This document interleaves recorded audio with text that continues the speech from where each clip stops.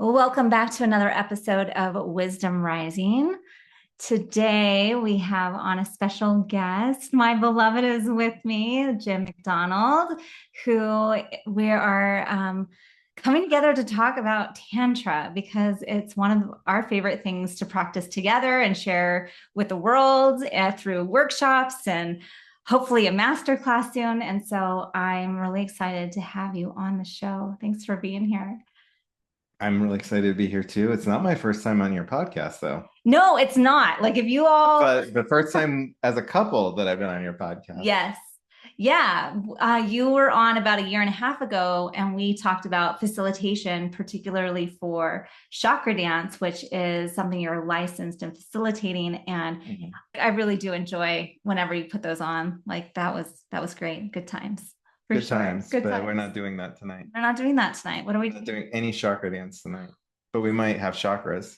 We might talk about chakras. That Maybe. might touch on that. So yeah, I'm really excited for the conversation because I think there's a lot of misunderstanding out in the world about what Tantra is. And, I feel like I'm still a novice compared to how much you've studied over the years, but So I'm supposed to come here and be the No. full understanding of Tantra and impart my wisdom to No. your podcast listeners so that they have the true.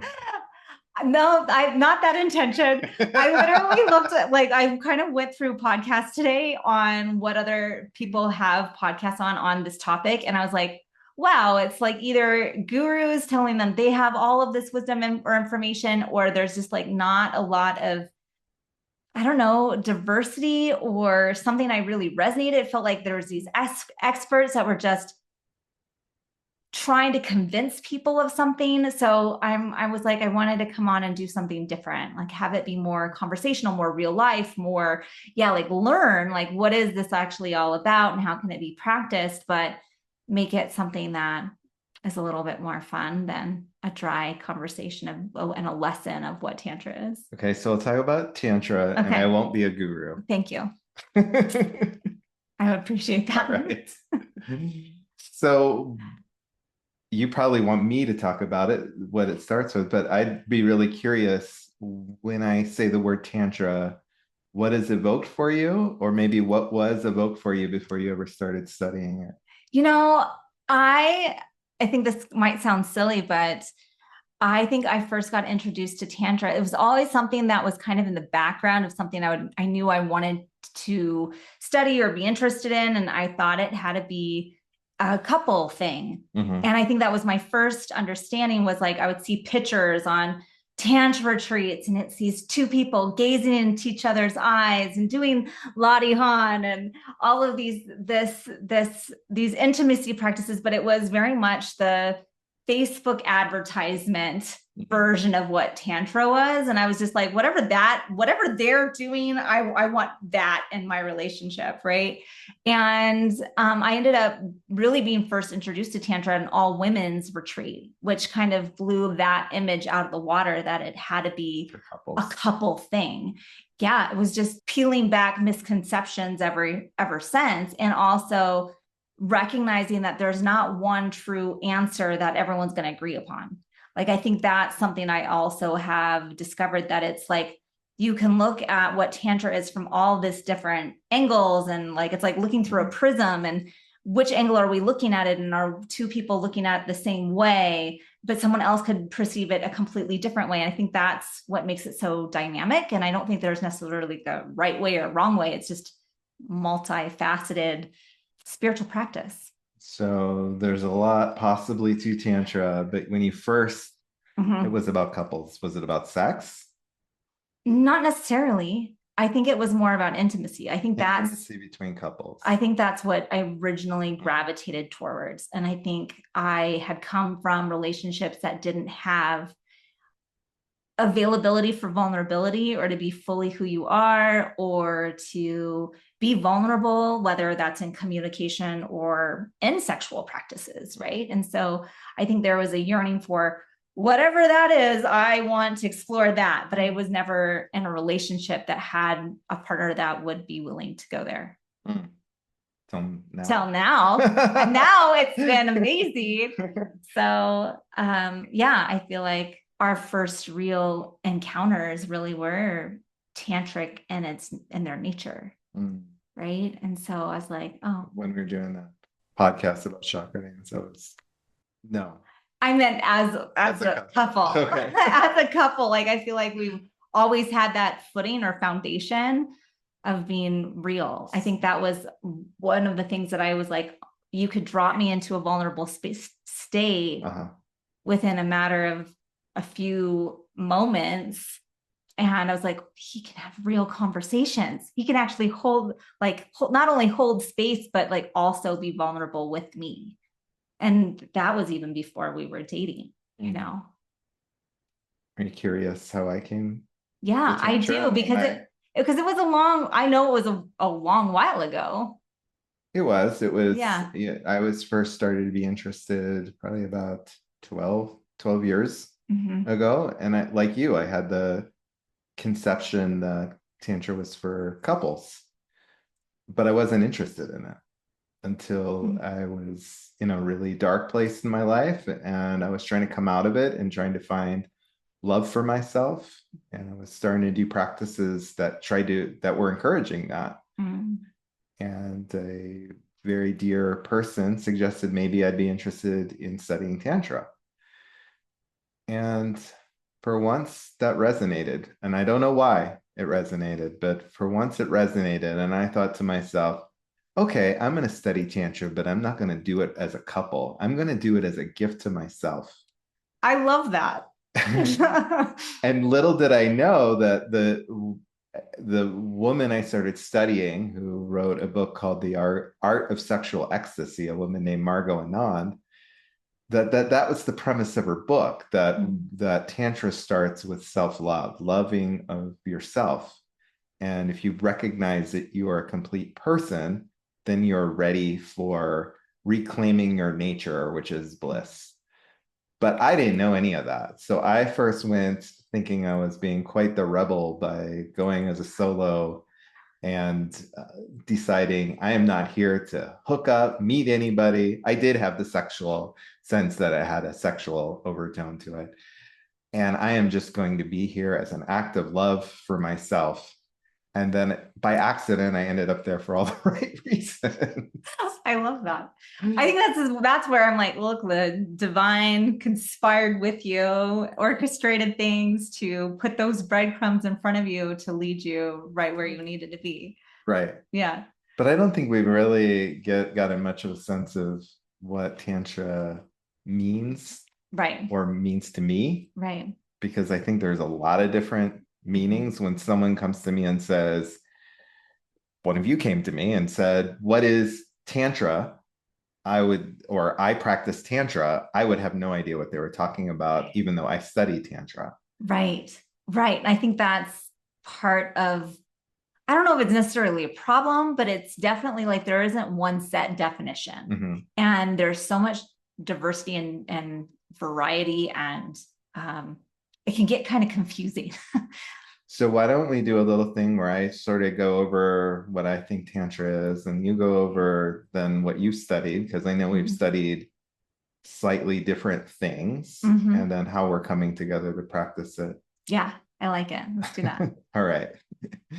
So Tantra, the Tantra I study is considered a branch of what's called neo-tantra, Tantra that's really hasn't existed since it's only existed since the 1970s.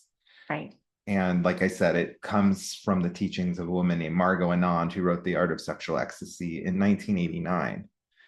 But of course, Tantra roots in India and Nepal, way back from the 8th to the 11th centuries AD. But so there are people who practice what they call traditional Tantra. And I would argue there might not really be such a coherent thing as traditional Tantra. Others would disagree. There's a whole online group you can go to. There are many books written about traditional Tantra. Yeah. But the word Tantra comes from a Sanskrit word that means to weave. And it sounds really spiritual and religious, but really what they meant was that there were things that were written down.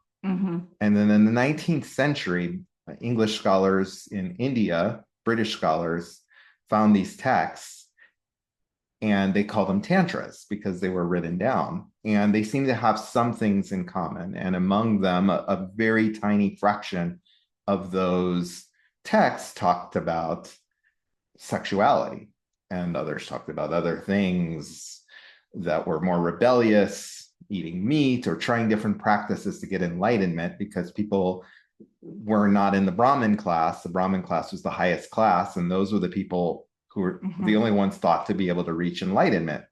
And there were people who were resisting that. So a lot of these Tantra texts are people trying to find other practices to Come into that to come into state. enlightenment. Mm-hmm. But they're not necessarily coherent. There's not like a religious point of view to them. You know, there's a lot of, you need a guru for this, you need to do this practice here, this practice there. Another one might say something completely different.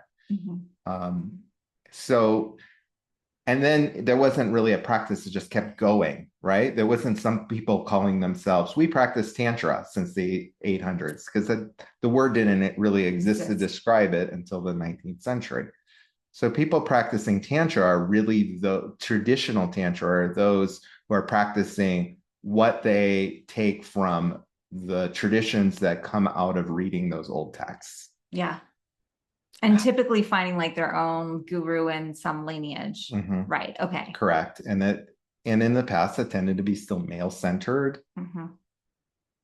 Right. There is a story of a Buddha, you know, named Padmasambhava, who took a consort named Yashit Soigal, and he, with her, it said that through their sexual union, she danced in the sky, and that really impressed Margot Anand, and so she called her lineage SkyDancing, and that's the lineage I follow. But it's still a newer practice. Yeah. And that newer practice is a fusion of Western Jungian psychology, other Western practices, other Eastern practices, and also just Margot's generally own experience of what she found worked. Yeah. And so through experiment and experiment and experiment, she found a method that helped raise our energy up from the earth, up through our crown, bringing our sexual energy up into a spiritual place and a blissful place. So she said that our nature is bliss, that if we do these practices, we can be ecstatic pretty much most of the time. And once you're ecstatic and in that place, you can even manifest things and do magic. And so I come from a lineage that is about integrating sexual energy with our spirit, you know, the entire chakra system, and moving that energy always from the ground up, so that we then connect outward, but then still come back to the ground. So it's a body spirit practice. You know, I'm kind of giggling over here is because so everyone who's listening to this probably knows that I've been doing Reiki forever. And I was always kind of a rebel and did things out of the box. Reiki? Yes, I do Reiki for like a long time, right? So, but one of the things that like one of the first things I broke the rules on was you're supposed to do Reiki head down. And I was like, no, it needs to be root up. And we're going to use the chakras and we're going to move the energy from the root up. And so even when I would be teaching Reiki, I would teach them like, this is the way you're quote unquote supposed to do it. This is what I find works better for a lot of people. And I find that you can, energy is energy is energy. It doesn't matter if it's Reiki energy or sexual energy or earth energy or divine energy, like it's all energy. And I think for me, the Tantra practice is really about recognizing that energy within us and all around us, and how do we move it.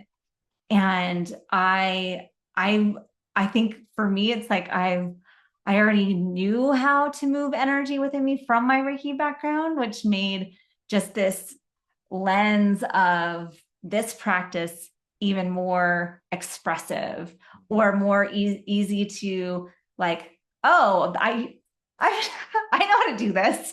Like, and it's been really fun to bring it into more of a movement.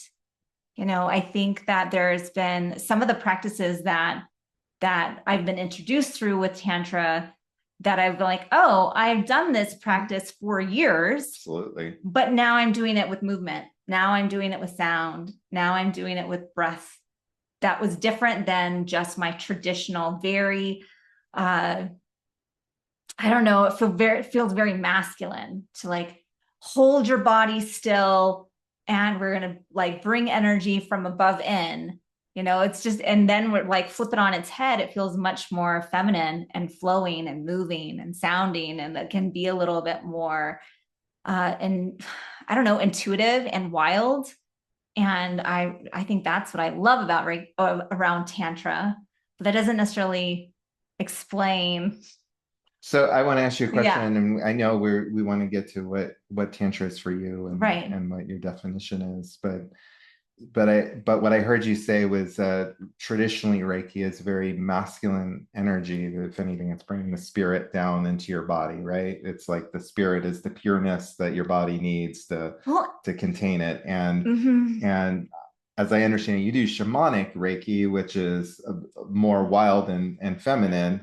So would you say shamanic Reiki in the sense is like a tantric Yeah, practice? it can be. And I think oftentimes we hear Reiki in and of itself being the energy is feminine, but we need this masculine practice to make us disciplined and hold still and have your hands in a certain way. Like all of these, the rules feel very masculine in Reiki, right? But the energy itself, with all energy, you're going to get both, right? I mean, I would say, I don't think Tantra energy or Reiki energy is just masculine or feminine. Like I don't think it has. We wouldn't even call it tantric energy, right? Sexual energy. Tantra is that union of Shiva and Shakti that we have within us. So Shiva being traditionally the masculine energy, Shakti the feminine, or let's not say energy, the masculine and the feminine, and energy is Shakti. Yeah. And Shiva is the vessel, the container, the holder of that energy. And a lot of what we're doing in Tantra is working with having both of those feel it, in harmony within us, even as we're playing different roles with each other. Right. And so there's like, I love that lens. And so some of what I've studied is that like you have these two internal snakes, and one is masculine, one is feminine, and there's two, and one's Ida and one's Pingala, and they swirl through your chakras and come up to your third eye until they like open and you get envisionings, right? And I'm like, that's fun. That feels good. Right. And how do you get them to awaken from within you? Right. Like, and how do we move that energy?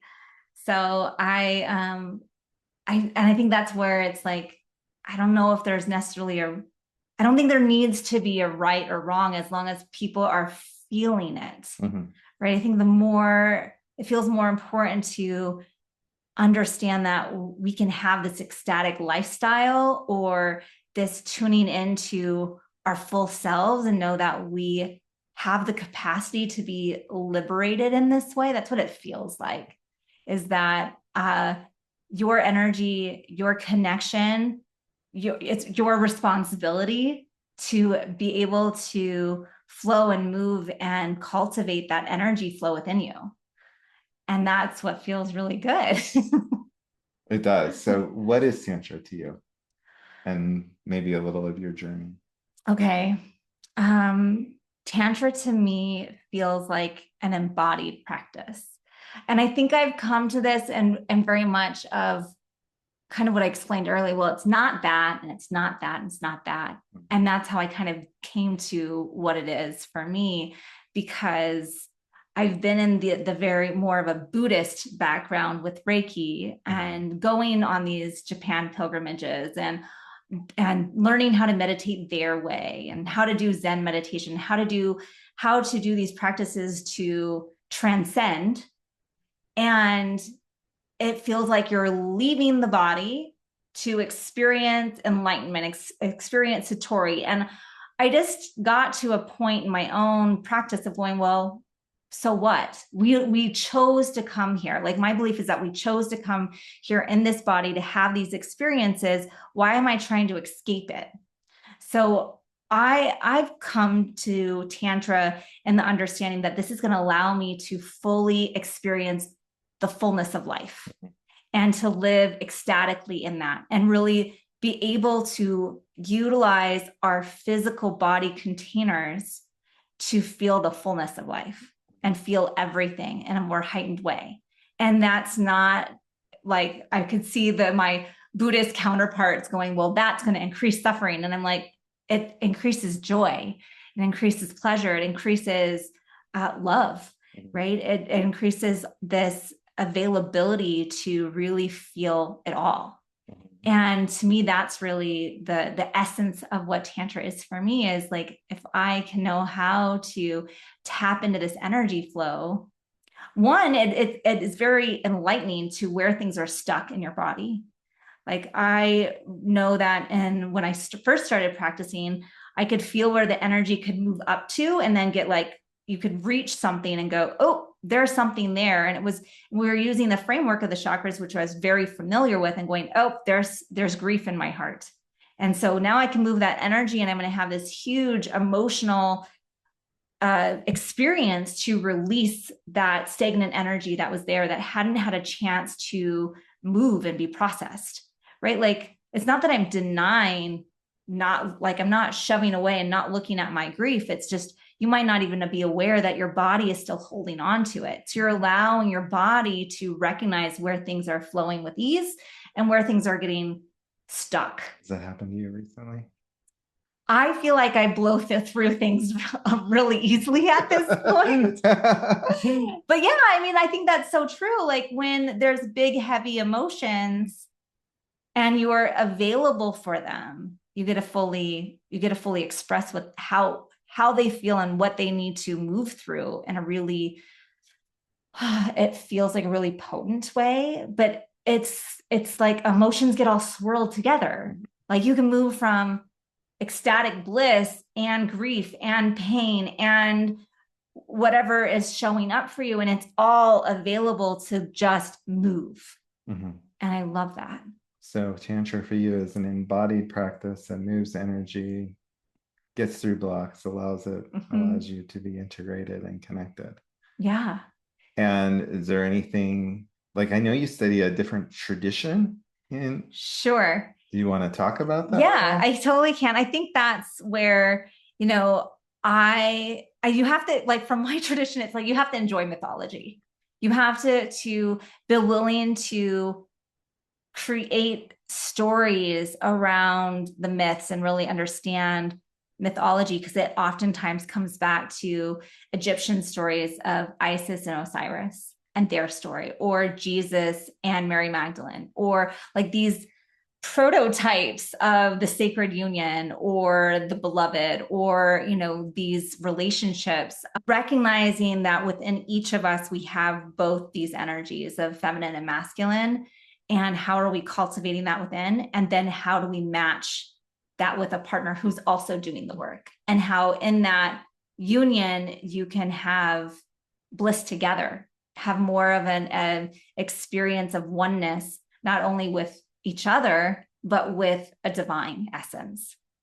So would you say it's fair? It's partially about relationship with yourself, partially about relationship with each other, through those relationships, right, the divine. Right. Well, so it's like different prototypes. So Egyptian, Middle Eastern sort of ones is where it rooted in, but they'd be open to Shiva and Shakti. And right, exactly. Right. It's all about like really understanding the myths and what these stories were. So this is probably different from what other people do with Tantra. I know it is, right? Like, there are some people for whom sexuality has almost nothing to do with Tantra, or it's just a simply spiritual experience. Yeah. Right. Right. And then there are other Tantras that are completely about learning sexual union, and a lot less about how that connects to divinity, more about interpersonal connection. Yeah. So that's probably where we got the couples idea. Right. And then there are all kinds of tantras in between. There's all kinds of tantras in between. And I think it's like, working on yourself first, like really understanding and coming to a place of self-love is for me, it always feels like the first step, like really recognizing the energy within you and being able to willing to look at what's there, what's getting in the way. How are you cultivating your own flow and enjoyment with life? So it could just be go hula hooping outside or floating the river or whatever it is, like whatever brings you joy. Like it's saying yes to that aspect of yourself that I think society oftentimes, because the productivity has been pushed and programmed into us, how do we say yes to those basic pleasures of life? Enjoying the freaking piece of cake and not worrying about how many calories are in it or whatever it may be, like just fully indulging in our senses. It's a sensory experience. Sensory. So in that sense, again, an embodied experience. So what I heard was a lot of agreement, really, right? That there are these different aspects within us. Some of them are wild and energetic. Some of them are maybe more containing and space holding, masculine and feminine, for lack of a better word. But that all exists within us, whatever gender or gender binary or whatever we are. Yep. All of that exists. An embodied experience of moving energy for fuller integration and ultimately for greater enjoyment of the life that we're living now, right? Yes. I'm not trying to escape anything. Yeah. To feel more alive. And if you happen to escape, like whatever. If it's going to be a moment of escape, I'll take it. But that can't be the focus of your life, because then that becomes a stressful, goal-oriented. Right. The goal is to simply be, right? I think that's it. Like I think if we as a society could take out goals, like I get that we want to. Is that your goal? I don't know. I just feel like, God, I mean, whether it is a couple going to the bedroom with the goal of like, I have to have an orgasm, right, or it's, I'm going to work and I need to hit this sales quota, or, like there's always this push. And what if we found the flow with divine? What if we found the divine within us and found our own internal flow? What if it was about alignment? Like, how are things lining up for me? Like, I think it's like the way you came to Tantra. So in a way, that's a goal, right? In a sense but it's a shifting of the goal. Instead of that goal being something outside of us, I want to be rich. I want to have amazing orgasms. I want to have whatever it is, right? If the goal simply is, I want to be true to my nature, I want to be connected. Yeah, I think that's it. Then all the other stuff becomes irrelevant. Right. Well, I think that's how we were born to be. We were born to be connected. We were born to be alive in the fullness of who we are. We were born to utilize our senses and not deny them. Right? Like if I like to use I do. I like that. I like to use your senses. It's good. All very yummy, right? We're animals after all, right? Yeah. We're not just animals. But not, yeah. And I think that's it. Like we're that and. It's like, where's the and? So how do we move this energy? I think if Tantra is about moving it, does Tantra just say, yeah, it's just about moving it? Are there like any tools or? Oh yeah, for sure. And so I know. And leading question. I think right. Yeah. I know what I think about this. Well, and I know from the SkyDancing Institute, like it's very clear that you have these 3 keys to this tantric. 3 keys. 3 keys. How many did I say? Yes, you're right. Okay, 3. You got it right. I got it. I'm like, 3 keys. 3 keys. It's Just 3 keys. Extra enthusiastic. They're good ones. Yeah, I'm using one of them. I'm using one of the keys. Right, sound. Sound is a really prominent one. And that's one people struggle with. Exactly. Well, not always in the bedroom. Sometimes not. But in general, that's one I think people are struggling with, right? Yes. Well, and just recognizing, how am I speaking my truth? Am I talking up? Am I suppressing who I am? Like so much of your voice is reflective of your solar plexus, and like being able to really accept this is who I am. This is what I sound like. This is the sounds I want to make. How do I want to communicate my needs, desires, and wants? Like all of that is showing up because it's the expressions of desires. Diaphragm, huh? And right in the solar plexus. Right. But it's, I think, not even just the metaphorical stuff. Literally allowing your voice to go moves your body and moves hormones in your body, moves all kinds of stuff, and taps into it in a way that if you're restricting that voice, that you're not getting into. Right. Yeah. So sound. What are the other two keys? So I think one that people probably are more into in spiritual communities is breath, right? Yeah. Breath work. Everyone's really into breath shows, like activate the DMT in your lungs. You're going to have these amazing psychedelic natural experiences. And I'm like, yeah, it's true. It's true. It's true. It's true. Absolutely. Yeah. And I think it's so popular right now for a reason. I think people are looking for a way to have these, I don't know, big experiences, psychedelic experiences, these like powerful embodied experiences that they know that they can tap into without taking a substance. So how many people do you think are connecting their breath to their sexual core and using that to move their energy? I don't think they are. Well, they probably are, right? But are they aware that that's the process, that there is a process and ways to... Right. So like when we go into like a Wim Hof breathing, like, yeah, you're activating those lungs, you're breathing in a way to really kick in a very quick breath. But if we knew where we were pulling energy from, up from the earth and moving it into the body, like I'm like, you're bringing it up and through, then you really are going to enhance the process. And I think that's where that energetic awareness comes in. Like you can do breath work and have really phenomenal experiences with breath work, or just allowing your internal voice to quiet down because you're focusing on the breath. Like all of those things are really positive. But if we knew that we could also bring in this other element of breath work to enhance our sexual ecstasy, I would say it's even more important in the modern context, because for how many hundreds, maybe thousands of years has our sexuality been repressed, especially for women, right?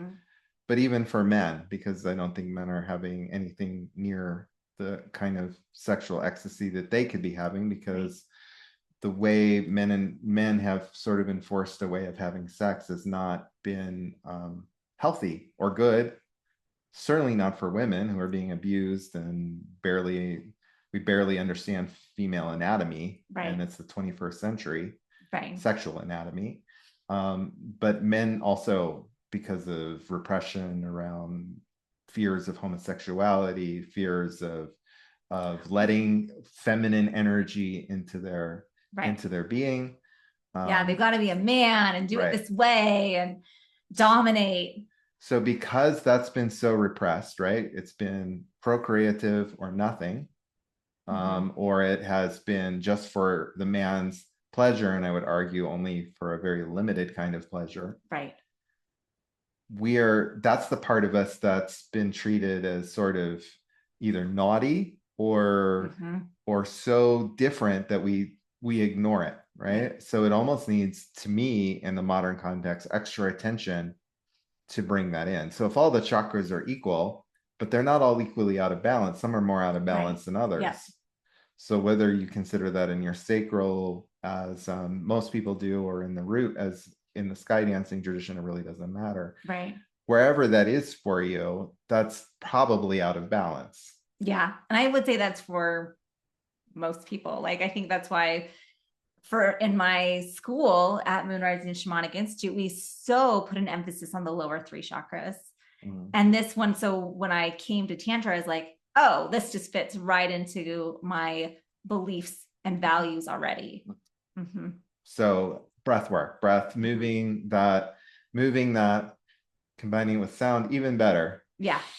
Right? We can really get into, when on that exhale, what sound wants to come out, and allowing it to.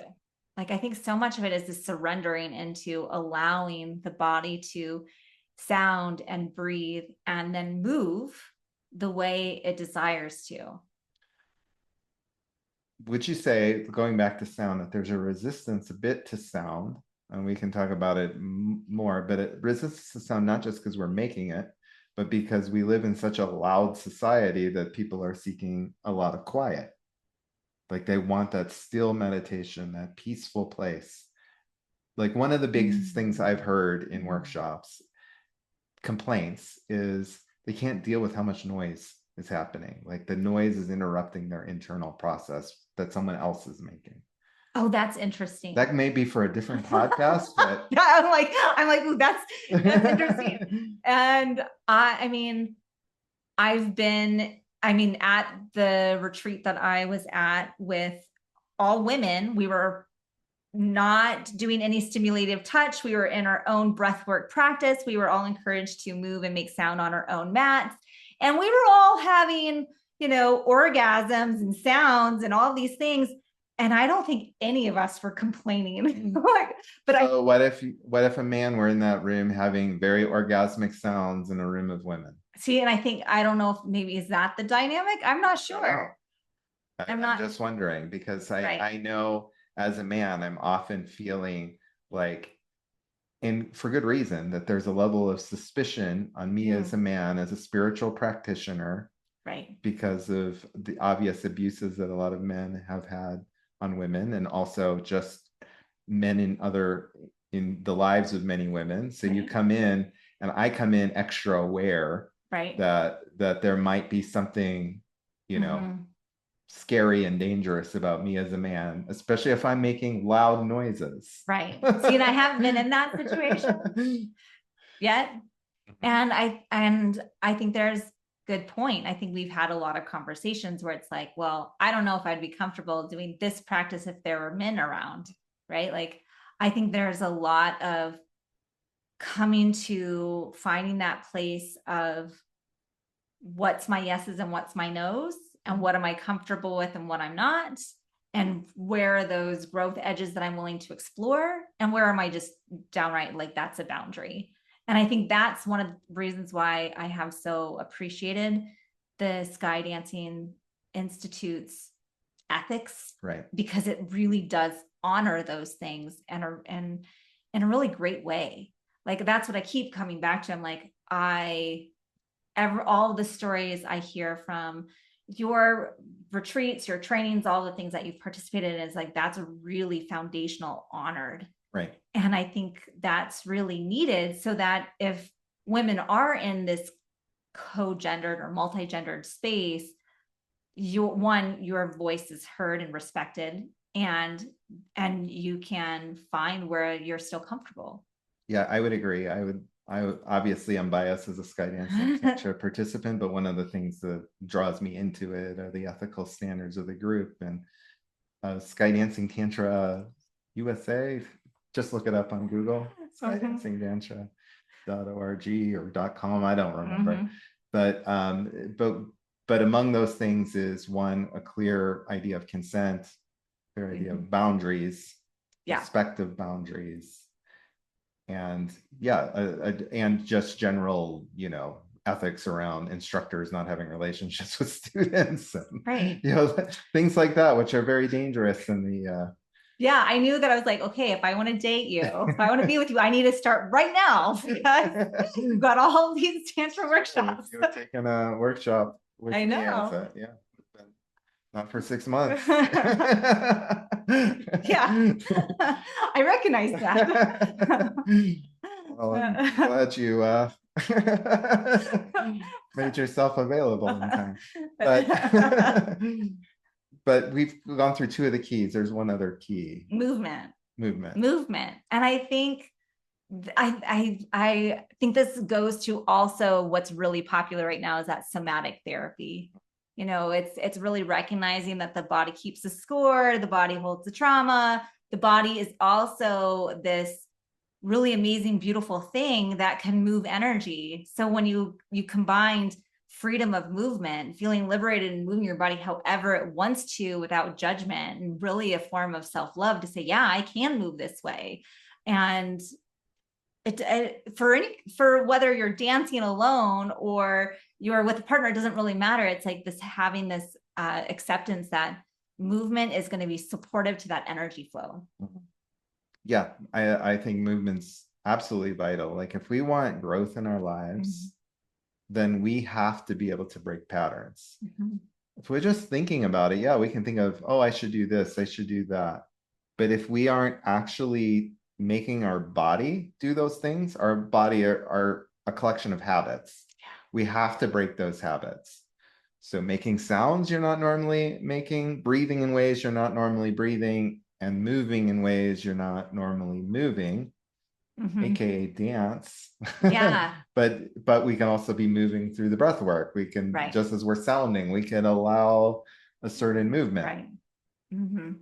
We can, but also just dancing. And then in dancing, we can invite breath in while we're dancing. We can invite sound in while we're dancing. Right. So we can invite the other keys into other things that we're doing. But even just practicing one of those keys can be really powerful towards rewiring yourself and allowing the channels to open up for integration. Yeah. I mean, part of it's like, I'm right now, I'm kind of totally in love with the practice and learning, because it makes a lot of sense with how our society has been repressed and movement, sound, right? And we're giving encouragement and to do the things that feel good. And it's not like, I mean, there's some, but they might feel uncomfortable. Right. I was going to say, like, some of like the traditional tantra, it's like, hold this position and put your tongue on your roof of your mouth like this and squeeze your face or whatever it may be. And that might be still considered a tantric practice. But I think it's going back to a lot of that traditional it was experimental and trying to figure out what worked.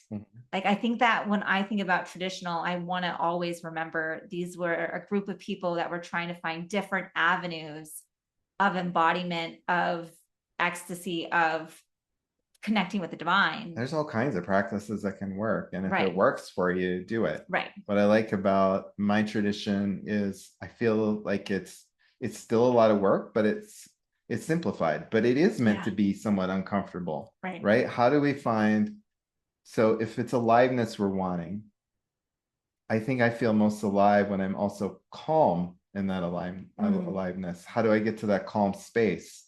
Well, I've got to expand my comfort zone. I can't expand my comfort zone unless I'm doing things that are in some senses uncomfortable. Right. But then I think they get more comfortable over time, or you build trust with the person that you're doing these practices with. Like our sex life? Like our sex life. Yeah. Well, I mean, it could be like one of your group trains, like, I don't want to get naked in front of people. And now it's like, no, it's not a big deal. Right. And then, but there is that piece of like, when you have conversations from the very start of what's your fears, desires, and boundaries, let's talk about all these things on a regular basis. It makes it so much easier to go into a bedroom space of going, I'm really fully honored and being free in all of these three keys. Right. Yes.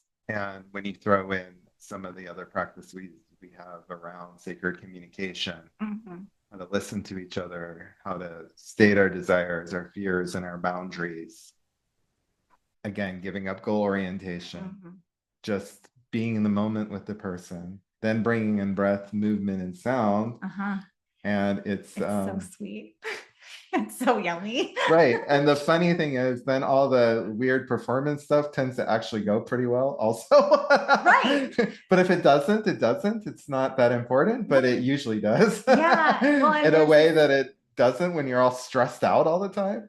Right. And I think there's, I can speak for myself as a woman. It's like the more I can just fully be in my body and not in the like listening to the voice, the more I can do that and just really recognize and give myself the freedom to move, to make sound, to breathe in a way that I know is going to encourage the energy flow. Like then it can just be this beautiful, multi-orgasmic, yummy experience. And sometimes, yeah, it's still going to bring up emotions that can be really, really expressive. And knowing that I'm with you where it's safe to do that.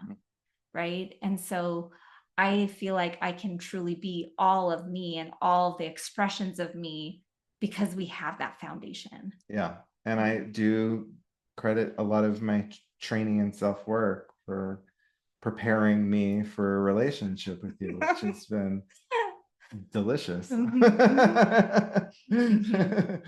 know that we want to talk about how we're going to bring some of these practices to the community and the online community and so forth. Absolutely. So this Wednesday, October 22nd at 7 to 8 p.m. Mountain Time, that's 6 Pacific or 9 p.m. Eastern, we're going to have a free online webinar on sacred space and the 3 keys to creating a sacred sex life. So we're going to be going through those 3 foundational keys of Tantra: breath, movement, and sound, on a much deeper level, and understanding how to create that sacred space as a container for intimacy, healing, and erotic awakening. So this is directed towards people who are solos or people who are partnered. Either way, this is going to be a great way to come to understand this sacred practice and be really present and trust in this deep energetic connection with yourself and potentially a partner. And then we're going to go into our 5-week Intro to Tantra Masterclass, Awakening Aliveness Through the Tantric Arts of Breath, Movement, and Sound, starting November 5th. And with office hours on November 26th to avoid the week of travel for many folks during Thanksgiving. And then we'll have 2 more classes after that, ending on December 10th. And so they're going to be on Wednesday nights. And I'm really excited. So week 1, we're going to have training on the sacred communication and how to create a sacred bubble, do heart salutations. And I just feel like if you know the premise of that, oh my gosh, it works in every area. We just did one from Bozeman co-housing of like creating sacred space and really being able to share from your heart and have these vulnerable, intimate moments with anyone. So it doesn't matter if it doesn't have to do with sex at all, or it could be. Basically, it's a communication tool that could be used in more tantric context, or it could be used in less tantric context. Exactly. But it's a beautiful tool for communication. And so then we're going to move through the next 3 weeks doing 1 key a night. So movement, breath, and sound. And then we're going to do another class on doing what is sacred sexuality and how do we enhance that experience. So these are going to be 2-hour classes. So we'd love to have you join us. You're going to find all of the masterclass information on my website at moonrisinginstitute.com, and just go over to the events page and you're going to find the links for all of these things over there, whether it's date night, whether it's the webinar, whether it's the masterclass. Or just DM Christine Renee. She will be happy to tell you. I'm used to getting DMs all day long, so feel free to reach out to me. And feel free to friend me. I'm Jim Macdonald, MacDonald on Facebook, and feel free to reach out to me. And if you have questions about Tantra or chakra dance, if that interests you, feel free to ask me about that, or I guess anything else. Thanks so much for listening. And until next time, may you awaken to the whispers of wisdom rising from within. Take care, everyone.